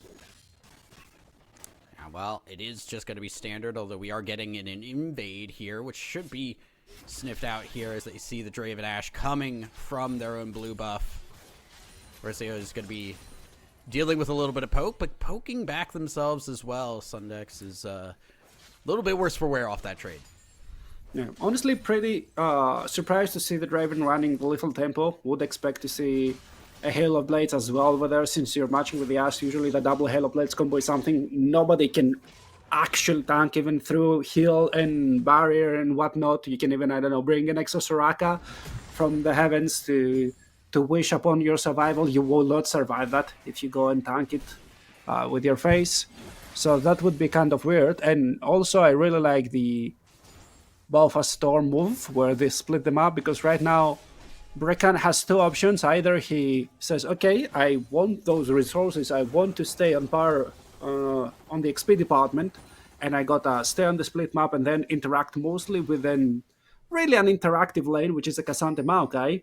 Or you have to accept the sacrifice, stay level 3 for a very long time, and go and try and interact with a very, very aggressive bot lane, which you don't know if you're gonna win because you have nobody to stack that Everfrost passive for you. Yeah, we are going to see Bricken grab the blue buff away, so get a little bit back here, but is on the back foot in terms of farm at the moment, and currently sitting mid lane, seeing if Dunlossie is going to be going there to try and counter gank, but it's up at the top side here where Synapse is trading back and forth, and this Maokai is not in the greatest of spots at the moment and will just be going down. Wind becomes lightning, gonna miss, but doesn't matter. First blood going over to the Xin Zhao. Yeah, when becomes lightning and that tree becomes paper, it seems. Maokai drops down, only 400 gold in his pocket. Make sure to collect that here, but that also means that for the next couple of minutes, you don't really have any other extra stats to collect. That refillable pot will not help you in your trade, will not help you in the sustain. And on the other hand, Synapse is getting stronger right now with those increments of extra stats. So an excellent start right now for Belfast Storm, even if it's not the bottom lane. Once again, you don't really care for Draven to get that execute early on. You care to get the big one. Right now, a little bit of an early aggression here, and again, just Draconic is doing a lot of damage here. Had the help of the Lulu as well. So Draven feeling the pain a little bit. I mean, you have to feel the burn, right? No pain, no gain. So he goes all in. He I don't also think that's how kind that of, works in League of Legends. I don't I think taking mean- damage makes you play better. I mean, you know what? Okay, I'm not an AD carry player anymore, and there's a reason for that. First of all, I suck. Secondly, I always had that weird egoistic thing where I would check the skill level of my opponent by doing something dumb and be like, okay, they did not punish me, so they're bad. And I know how to play from that moment onwards. But sometimes they do punish me, so I know they're good. And from that moment onwards, I do respect them and I play better. And maybe sometimes I win. Usually not because I'm bad, as I said. But no pain, no gain. So you're saying that Protection is trying to get in their heads, is what I'm hearing. Into win. That's all. Yeah, well, we'll see. Still more trading tanks up on the top side. You know, it's tanks up on the top side. It's going to be a lot of back and forth, a lot of grass procs, and a lot of nothing. I mean, any time that Maokai finds his way in the top lane meta, you gotta know somebody has wet all the noodles, and those wet noodles fight don't really amount to anything. You just stack up those stats numbers. So after the game, you're like, "Okay, guys, what's going on? I had like the second damage of the team, and we didn't win. Why?" And just for mental pressure, nothing more. But afterwards, you know, the Cassante might change some things. Not sure about the Maokai because he's still just a wet noodle, very annoying wet noodle. Because if you're getting slapped in your face, even if it's a net noodle, that's gonna sting at least, you know, mentally. But apart from that, he's not doing much, just creating space for his team. I do want to call out that we have gotten first blood and first objective here for Belfast, so they've been able to get a nice start to this game. The Xin Zhao early pressure seemingly working out very well here, and does need to keep the aggression going, and gonna come up towards these grubs. May go for the second objective already. Oh, and there's a kill on the Draven. Bye-bye stacks, and Ash is also dropping. No, he's flashing away. Unfortunate. And all of that stuff, stacking, has gone to naught for the glorious executioner of Noxus. But on the other hand, that's not the first blood, so even though you're losing some of your scaling, you're still doing fine. And that actually translates very nice to my next talking point, which is they're not really getting outscaled as well, right? Yes, you do have a hyper carry with Lethal Tempo and Lulu, but Koki isn't the late game hyper carry anymore since his rework. He's more of a mid-game, mid-range assassin. And on the other hand, you do have the Cassante, you do have a lot of pick potential with the Ashe Draven, and you do have an Azir who's gonna outrange everybody in the game. Yeah. Do have to worry a little bit about the Draven, because you do want to get him online at some point, but it is still definitely a lead here for Belfast. We'll keep our eyes open too, because that bot lane could just still continue to be a lot of back and forth. Credit where it is due, Bricken. A good gank on that bot side to shut that Draven down early. Yeah, very nice. However, I see that Protection hasn't used any of his summoners, which is kind of weird, honestly. Oh, wait. Ooh, all out, used on the top side. Synapse trying to take down Aglos. Will get back to the tower in time. Sejuani is nearby, but so is Dunlosi, who is looking here. Gonna try and come in on the gank. Bricken should spot that out now, showing up to get onto Synapse. Does not have that all out anymore. Is tanky again, but the damage is enough. Flash Wind becomes lightning, doesn't hit. All used by the Xin Zhao as well. Sejuani responds in kind. Dunlosi may not have the damage. Aglo's gonna get back into the bush, healing, staying alive for so long. Does get the kill, but at what cost? The shutdown going over to Bricken. I swear to God, every time that Dunlosi has the time to farm up an enemy camp, get himself ahead, something's going on the map, and he has to abandon ship to try and at least salvage a play right now. This time in the top lane, he has gotten the first tree of grabs, so 2 neutral objectives are already in the back pocket of Belfast Storm. He's not too dissatisfied with that, but that can keep happening, especially when you have such a chill lane in the top lane. There's no reason for you to try and full shenanigans, but sometimes we, the analysts, forget that League of Legends is just a game, and the most boring thing you can do in a game is do nothing. Yeah, I mean, when you think about Xin Zhao, you think about, you know, like the Jarvan, just very aggressive. You eventually kind of fall off a bit, but you do have to get something going early. Like you said, the objectives being taken, the first blood being taken, it's looking good right now for those extra little booties going over to Belfast.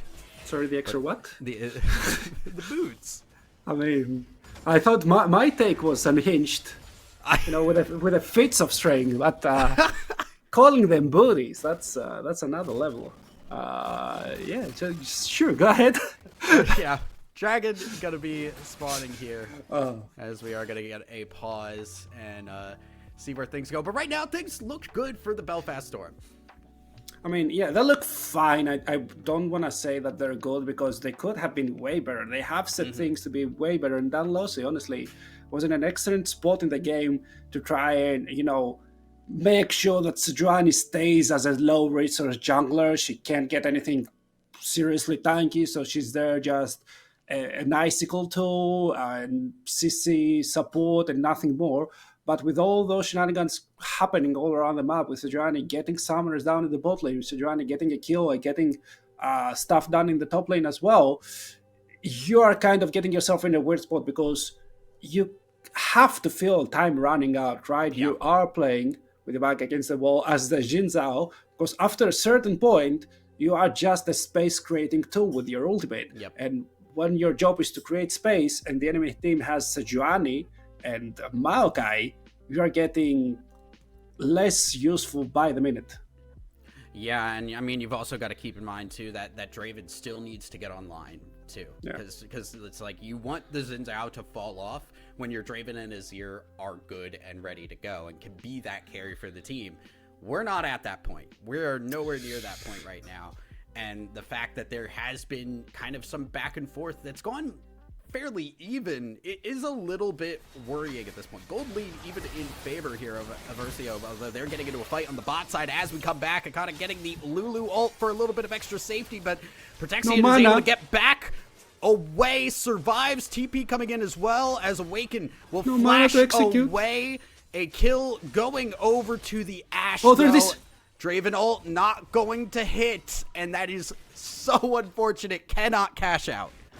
I mean, that's so close for the Draven to get the cash, and maybe he didn't even wanted it. Maybe there's not enough stacks right now of adoration on his name, but still, he would have wanted that kill credit. He has the first item collector collected for him, and I was just thinking while you were analyzing, like, the Draven getting online point, and will he ever get online? I want to give a timer, like around 20-21 minutes. If at this point he has accelerated himself and is at, I want to say 3 items, I know it sounds greedy, but that should be the point, 3 items strong, then he should be fine, because otherwise, he's a Draven, right? He's never gonna kill any tanks. He wants to hit Corki, Varus, and Lulu, and he's never gonna get Corki or Varus. Oh, sorry, Varus or Lulu.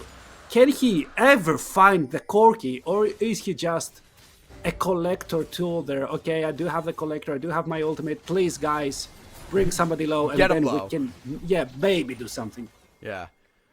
Dragon being picked up here by Aversio. Now they're just going to go in. Sejuani ult onto the Ashe, rather, and that is just an Ashe out of position. Sundax losing that life, and also going to be losing the grubs for that as well, which is a second objective. We're even now on those objectives.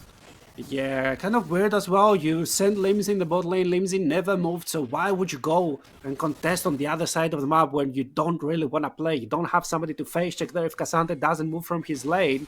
I think that Belfast Storm were feeling themselves a little bit more than they should, and now they're paying the price for it. Very, very nice move from the other side to try and punch and get yourself ahead. Yeah, and I mean, some of that too comes from Limsy TPing to that bot lane fight. That did not need to happen. The TP was just so slow. Now you don't have it for the pressure on that push up at the grubs there. So you're down bot side with no way to get into that fight. They took advantage of that, Aversio did, and now feeling pretty solid. Still down in gold, worth mentioning, but they have felt like they've been in control of the fights here.